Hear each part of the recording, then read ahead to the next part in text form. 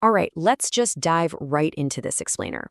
Today, we are breaking down an absolutely fascinating corporate case study. And honestly, it's a scenario that might feel a little too familiar, maybe even a bit triggering, if you've ever had to navigate the really murky, complicated waters of office politics. We're looking at a massive workplace crisis. We're talking about a missing recording, an attempted corporate cover-up, and all of this is pulled directly from the incredibly intricate narrative of Office Drama Stories EP38. And I want to be clear right out of the gate. This isn't just an explainer about a simple scheduling mistake or a tiny miscommunication. Not at all. It's about the anatomy of betrayal. It's a deep dive into the power games people will play to protect themselves at all costs, and ultimately, the hidden digital evidence that eventually brings the truth to light. So settle in, because this one is a wild ride. Now, before we get into the weeds, I want you to really just imagine this scenario for a second. Picture yourself in this office. What exactly happens when a major, highly lucrative client threatens to completely walk away, to just take their business elsewhere, because they claim your team promised them totally impossible delivery dates? Oh, and here's the kicker. Nobody has a recording of the call. In a normal, healthy work environment, right, this is just a procedural headache. You sit down, you hash it out, you figure out where the miscommunication happened. But in a highly political, tense, frankly toxic workplace, this is the perfect storm for finding a scapegoat.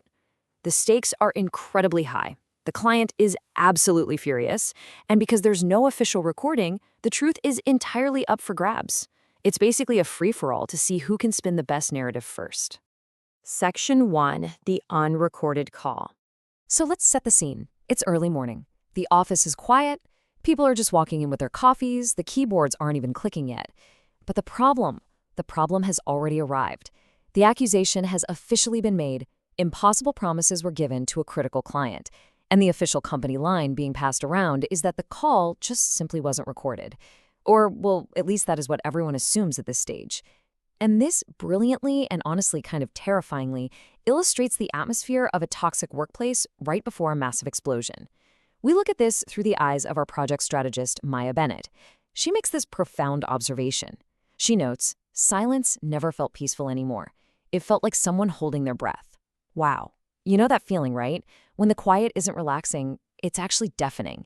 In this specific office, completely ordinary objects, a printer tray, a calendar alert, the beep of a badge scammer, they've all become these silent witnesses to a whole string of previous scandals. The tension is just palpable.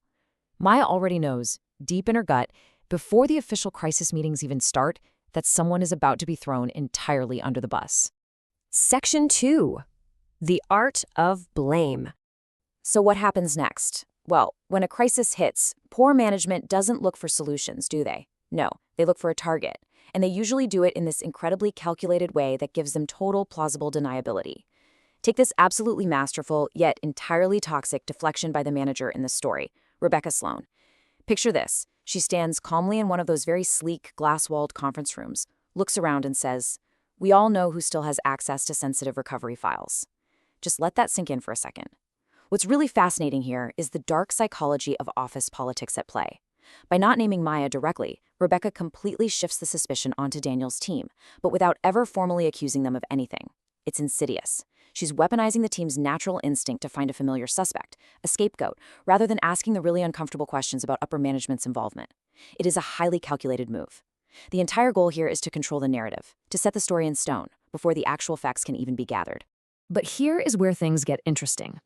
Maya doesn't react with anger. She doesn't scream or shout. Because she knows that in a corporate setting, anger just gives manipulative people an excuse to dismiss you as emotional or unprofessional. Instead, she gets incredibly quiet, and she looks at the data. She systematically uncovers 3 tiny, almost imperceptible red flags in the system that just refuse to behave. Let's break these down. First, there's a wrong timestamp on a crucial file. Second, there's a completely missing system notification, a notification that is hard-coded to trigger automatically. And third, an incorrect font and a memo header. Now, on their own, right, if you just looked at one of these, they might seem like simple typos, a glitch in the matrix. But in a highly controlled corporate digital system, tiny anomalies in the architecture like this usually point to one thing: human interference. Someone was in there rushing. Maya realizes in that moment she needs the IT logs, not because she wants revenge, but because she needs cold, hard data to stop this false narrative dead in its tracks. Which leads us directly to this incredibly powerful realization from Maya. She goes to Noah, the IT specialist, and Noah is understandably hesitant, right? Nobody wants to hand over sensitive logs and get dragged into a management war. But Maya tells him this: a clean mistake is still a mistake. A clean pattern is something else. I mean, that right there, that is the whole ballgame. Because a genuine mistake is chaotic, it's messy, it leaves a random trail. A pattern, though? A pattern is engineered. A pattern means intent. Maya recognizes in this exact moment that this isn't just a simple, unfortunate misunderstanding with a client. Absolutely not. This is a carefully constructed setup intentionally designed to protect the very executives who made those impossible promises in the very first place. Section 3. Digital evidence. Okay, so you're Maya. You're facing down this massive corporate machine. How do you fight a coordinated top-down narrative? You fight it with facts. Because no matter how clever the cover-up is, no matter how many people are in on it, someone or something is always keeping score. And now we arrive at the massive twist of this whole case study. Remember how the official company system didn't record the call? Right. Well, they completely forgot about the client side of the equation. The client had an automated compliance bot quietly running in the background of all their communications. That bot didn't care about office politics. It just did its job. It generated a quiet, dull gray row of text, an automatic, uneditable transcript that got sent straight to an encrypted legal inbox. And guess what? When they finally pull it, the timestamp on that transcript perfectly matches Rebecca's private follow-up. The very manager who is standing in that glass conference room pointing fingers at Maya is the exact person who made the impossible promises to the client. This single line of dull gray text in a digital log completely, utterly exposes the lie. It's not dramatic. It doesn't have a smoking gun theatricality to it. It's just a raw data point. It's just a fact. And honestly, that is exactly what makes it so utterly terrifying to those in power who rely on spin. And as we pull the thread on this, it brilliantly illustrates that this current crisis, it's just a symptom of a much, much larger disease within the company. Noah, our IT specialist, starts connecting this hidden digital receipt to past incidents that were swept under the rug. We see a clear timeline emerge. First, there was the infamous 11:59 p.m. file scandal. Then there was a hushed-up incident regarding a stolen promotion. And now we have this current client crisis. And what Noah finds is staggering. They all share the exact same emotional fingerprint. They all trace back to the exact same senior approval chain. They even use the exact same sanitized cleanup language in their internal emails. It's always this phrase, contain, stabilized, reset. When you see that kind of uniformity, it proves beyond a shadow of a doubt that this wasn't just an isolated incident of someone panicking. It was a repeated, heavily utilized hidden method of burying the truth specifically to protect executive morale and reputation. Section 4. Argument over tone. So put yourself in the antagonist's shoes for a second. Faced with undeniable digital proof, a transcript that literally proves you lied, what do? Do you apologize? Do you admit faults? No way. Not in this kind of toxic culture. You pivot. I want you to notice the stark contrast here between our two main players. Once Rebecca realizes that the cold hard facts are entirely against her, she pulls a classic maneuver. She schedules a culture alignment huddle. Just think about that corporate jargon for a second, a culture alignment huddle. She completely stops arguing about the data because she can't win that fight, and she starts arguing about perception. She looks right at Maya in front of everyone and says, trust requires accountability, and accountability includes tone. What is really fascinating and entirely maddening here is the sheer manipulation of it all. Rebecca is forcing the entire room to stop evaluating the evidence and instead start evaluating who sounds easier to punish. As Maya notes during this whole ordeal, when the truth actually threatens power, tone suddenly becomes the trial. It's a classic textbook deflection strategy used by bad managers to completely avoid accountability. But right when it seems like this tone policing strategy might actually work, the dynamic of the entire room shifts. Daniel Reed, the ethical team lead we mentioned earlier, finally steps in. And he doesn't yell. He just calmly closes his laptop, stands up, and drops this incredible show-stopping line. We are not having another meeting where the person with proof has to defend their attitude while the person with access defends nothing. Boom. I mean, the crucial point here is that Daniel draws a highly visible, undeniable line in the sand. And notice, this isn't some loud, chest-thumping, performative heroism. It's not about his ego. It's the kind of quiet, absolute courage that suddenly makes the cowardice of everyone else highly visible. He completely shuts down the tone argument. He flat out refuses to let the whistleblower be punished or even analyzed for simply pointing out reality. Section 5. Leadership changes rules.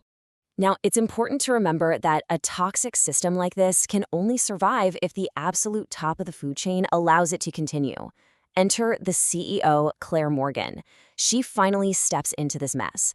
And as the executives in the room desperately try to argue about process and company perception from behind those glass conference room walls, Olivia, a representative from HR, does something amazing. She stops taking notes, puts her pen down, and delivers this brilliant piece of insight. She says, process without integrity is just choreography. Let's just sit with that. It completely changes the temperature of the room. That one sentence strips away all the fancy corporate jargon. It exposes the toxic executive system for exactly what it is, an empty, rehearsed dance. It's a dance designed entirely to protect the bad actors while simultaneously exhausting and punishing the people who actually do the real work. And now let's look at exactly how CEO Claire Morgan responds to this revelation, because this is what real leadership looks like. She doesn't just nod, agree, and give a motivational speech about teamwork and doing better next quarter. No, she takes immediate operational steps. 1, she orders a fully independent review of the situation. 2, she freezes the disputed client decisions immediately. 3, she formally and officially protects the whistleblowers, Maya and Daniel, ensuring no retaliation. And 4, she immediately removes system access from the bad actors tied to that historical pattern of cover-ups we saw earlier. She basically changes the digital locks. By doing this, she proves that true corporate reform isn't just a catchy phrase on a poster in the break room. It absolutely has to be a structural, operational reality with actual consequences. Following those actions, Claire delivers what is arguably the most impactful realization of the entire explainer. She looks at the fallout and concludes, this company did not almost fail because of one bad actor. It almost failed because good people learned to wait for permission to be honest. That is such a profound, incredibly heavy takeaway. It hits right at the core of the issue. The real existential danger to any organization isn't just a handful of manipulative middle managers, it's the pervasive culture of silence that they are allowed to create. When the good people, your hard workers, your ethical employees, feel that they have to wait for official permission just to state a basic verifiable fact, the entire foundation of the company is already rotting from the inside out. So, after unraveling all of this, what is the ultimate lesson we should be taking away from this explainer today? As the dust finally settles, as the bad actors are removed and the right people are actually protected, the core truth remains crystal clear. Trust within an organization is built on what you are willing to stand behind when absolutely nobody is watching, and more importantly, when nobody is officially recording. But remember this, and this is a warning as much as it is a lesson, in modern business, someone somewhere is almost always keeping receipts. Whether it's an automated compliance bot running quietly in the background, a sharp IT analyst noticing a font change, or a brave team lead who refuses to let the narrative be spun, the truth always leaves a footprint. Both a digital footprint and an emotional one. You can't just delete reality. Which leaves us with a final, pretty provocative question for you to really reflect on as we wrap up this explainer. How do you protect the truth? And how do you keep your receipts in your own workplace? When you see the narrative starting to shift around you, are you speaking up? Or are you, like so many others, waiting for permission to be honest? It's a genuinely challenging thought and one I highly encourage you to carry with you into your very next team meeting. Thank you so much for joining me as we unpacked this incredible corporate drama today. Stay focused, stay honest out there, and I will definitely catch you in the next explainer.